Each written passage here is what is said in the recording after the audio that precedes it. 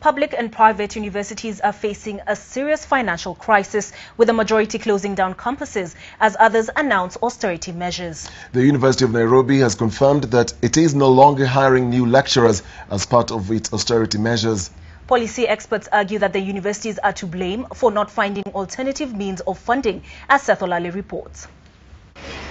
Kenyan universities are finding it hard to make ends meet due to low enrollment of privately sponsored students and reduced government funding for public institutions. Treasury slashed allocation of public universities by 1.7 billion shillings in the current financial year. The University of Nairobi, for instance, has a monthly wage bill of 870 million shillings for its 4,945 workers, but receives 391 million shillings to this end.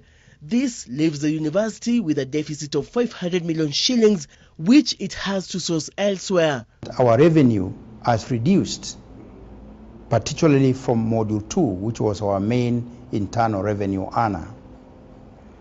And at the same time, we also had closures related to the political environment in 2017 and also related to industrial action by our staff.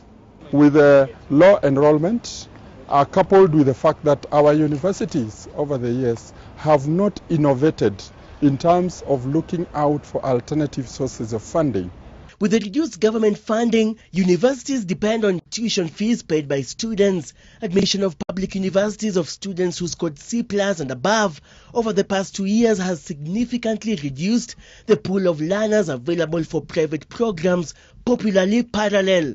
These are critical times. We have a serious cash flow problem arising from this trend.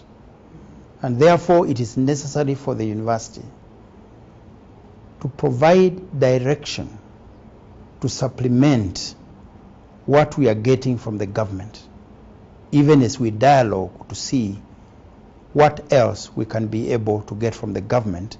Unlike Harvard, Yale and other Ivy League universities that do a great job with following up alumni and taking advantage of that, we are not tapping into the potential of obtaining funding, sizable funding from alumni.